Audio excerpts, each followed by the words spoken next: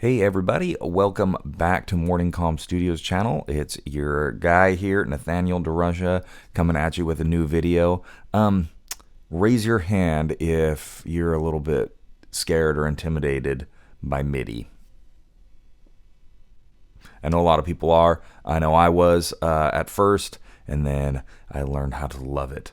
So today what I'm going to do is I'm going to kind of unpack just some of the basics of what Midi is, how to use it a little bit more effectively in what you're doing with your projects, whether it's to kind of keep yourself on time, whether it's to, try out some different options before you actually commit something to tracks, or you just want some general information. This is the video for you. So thanks for tuning in.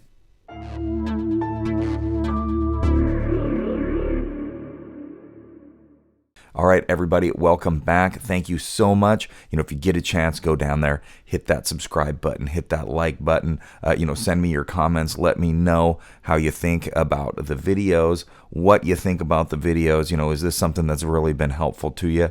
I know there's a ton of information out there, so I'm glad to help you out in understanding what all of this is. So let's kind of go over a few basics here. Today we're going to be working on a Logic, still one of my favorite for content creation, for songwriting, for getting ideas down. With all that being said, I've already got a project pulled up here, kind of done some basic stuff to it already just to kind of pave the road here. So the first thing I want to show you is looking at Midi as a data set. So I'm going to do in a little recording here, but first of all, I think we need to unpack some concepts. So number one is I'm using what's called a keyboard controller to do all this. So you've probably seen them. It's like a little piano, kind of is going to look like this. I'm going to slide mine out here. So this is what they look like. There's no real guts in it. I'm plugging it in with USB. So it's just a controller surface that I'm using. There's no sounds in it. So what we have to do is we have to assign the sound once we make sure that our keyboard works. So that would be a whole nother video. I like to try to keep these under 10 minutes, but understanding like what a keyboard controller is super important, and I'll have a whole nother video just on that. But I've got everything linked in here to the computer. So let me go ahead and open up the first instrument here. So love using V Collection. It's absolutely one of my favorites out there. Arturia, I think, knocked it out of the park because I like more classic stuff. I don't need like these fantasy instruments or things like that. I really don't use them all that much. So in this case, I'm using the Arturia V Collection, and I've got the Mellotron pulled up here. So I'm going to just play a little sample here, and you're going to see the keys correspond on the screen with the sound that I'm playing.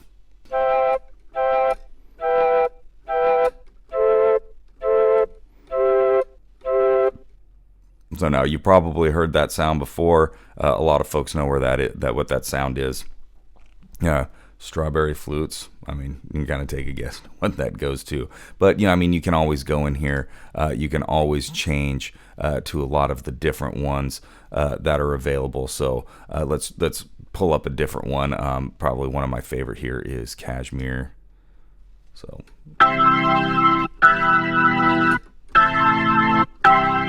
So you can hear there's a volume issue on that one, so you can just quickly turn it down here. That's a little too much, right? So you find that sweet spot between the two, and then you can always go in and you can just go ahead and save it as a default, as a preset. There's lots of different ways to do that. So in this case, what I'm going to do is I'm going to go back to that Strawberry Fields. It's right here under Brass and Winds. So I pull that Strawberry Flutes back up. So this is one of those really cool concepts that are out there with Midi is you're going to put in the data, but then you're going to be able to change the sound after the fact, and try and experiment. This is super easy to do, and it's non-destructive as well. You can always go back to those presets. So let's kind of take a look at what Midi data really is. So I've got a drum set pulled up here, so we'll kind of see it from the drum perspective, which is if you look here, you're going to see all these little nodes that are created to do Midi. So this bottom section right here, that's going to be your kick drum. So I can actually click on it right? And then you can also hit the snare. You got your hi-hat, and all of it is represented on a line here. So if I remove this, kind of slide this over a little bit, I can even remove that inspector. I can resize the window as big as I need to be able to see it. Get rid of that inspector there. So as you can see, there's a lot of data that's here on each key. But there's nothing that's actually represented on those lines, right? There's no data. But you can always create it. If you go up and you grab a little pencil tool, maybe I wanted a second kick right here. Boom, there it is. I just added new kicks in. Maybe I don't want those kicks in there. You can just go back in and you erase them. It's really that simple to use MIDI. I mean, I just created some notes and then I just removed some notes.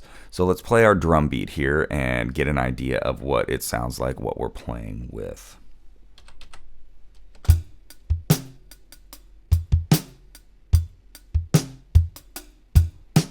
So that'd be a nice little accompaniment here for our Mellotron line, which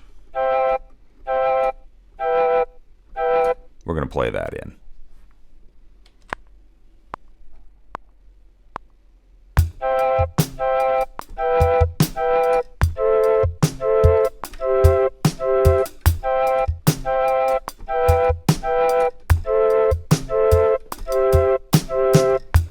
So how you notice there was a little bit of lag that happened in there, that's because as it's going through the sound card, it's taking a little extra time to make it all the way through from the time I hear it to the time I play it. But we can always open it up and see what ended up happening here, because I think this is worth talking about, right? So I've got all of these notes here, and it was pretty much, off time.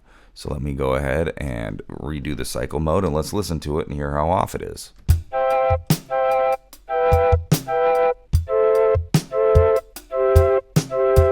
Right? So sounded way off. But guess what? Since it's MIDI, we can go back in and fix that. Check this out. I'm going to select all these notes and I'm going to line them up on the grid. So it's the same thing. Here's beat 1. Here's 2. Or excuse me, here's measure 1, measure 2, measure 3, right? So basically all I have to do is just take this little section of notes and slide them over to the edge. And I just lined it all up. We'll do the same thing with the next one. Bingo. All right, so now everything's lining up on the grid now. So let's listen to that little section.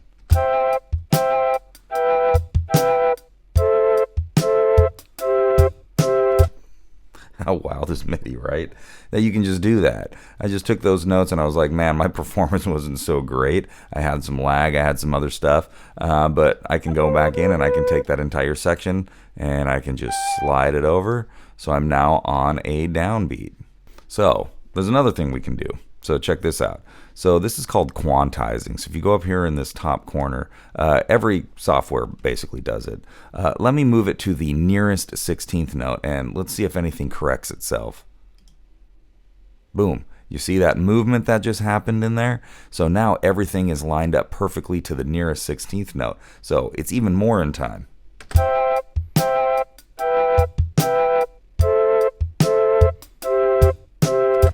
Pretty dang cool stuff, right? Well, let's say that I don't want to have to record that entire thing.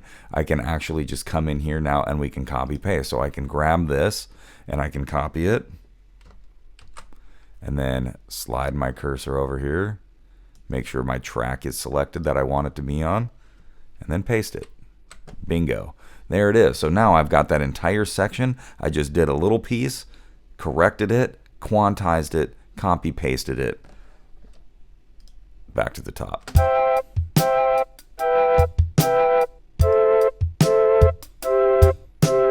MIDI is super powerful for that aspect, but let's say that we want to double it. Maybe I've got like a Jupiter 8 that I think is a really cool sound, and I just want to take these two and copy them over.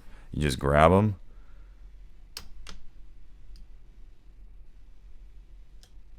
Boom. Just copied them to the next track. Now look what it says. It says it was from the Mellotron track 1 bar 1, but I'm adding it onto a new software synth right here, which is the Arturia Jupiter 8. So the Jupiter 8's got some cool sounds to it as well. So I want to double that part with something out of Jupiter 8. Maybe I really want to use that. So I just pulled everything over, pulled it across, and boom, here's the Jupiter 8. So let's get that out of the way and take another look at what I want to do with this, because maybe I want to manipulate. Maybe I want to move things around. Well, I want a real copy. So if I double click on it, it gives me an option. Give me a real copy, not the original. And there it is. So now all my MIDI data is back and editable. Bingo. So maybe I want to mute the Mellotron here and keep the Jupiter 8 open, and then start to play around with some sounds.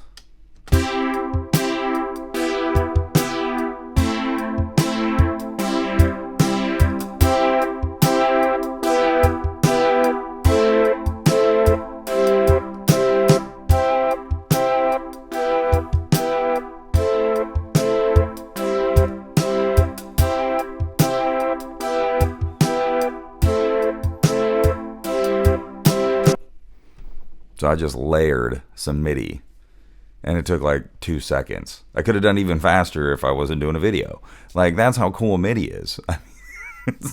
It feels like cheating in some ways, but it's everywhere. It's in so much stuff that we do and so many songs that we hear. One last little point of reference here is, because this does happen to folks sometimes, where they're wanting to record something in and they've got a track, but it's not actually like selected and it's not making noise, and they're going like, why isn't this doing anything? Here's an example. So we close out the Jupiter. Now I've got a DX7 that I want to play around with a little bit. Also one of those really classic ones, a lot of Cyndi Lauper 80s stuff. Absolutely love this one. I start playing the note. Nothing. You can hear me hitting the controller.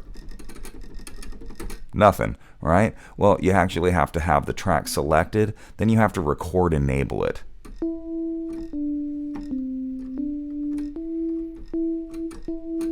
Really hope you guys enjoyed this video. Absolutely love making this content for you guys. Yeah, MIDI is definitely something to not be afraid of. Just embrace it. Learn to love the MIDI. I know I certainly do. I couldn't imagine trying to record and do audio production, music production, without MIDI, without a keyboard controller. And there's a ton of versions that are out there, but for now, just try jumping into MIDI and doing stuff with it and see what happens. I mean, really, a lot of this it's a lifetime journey. It never ends. I will always do music. It's just something that is a part of me.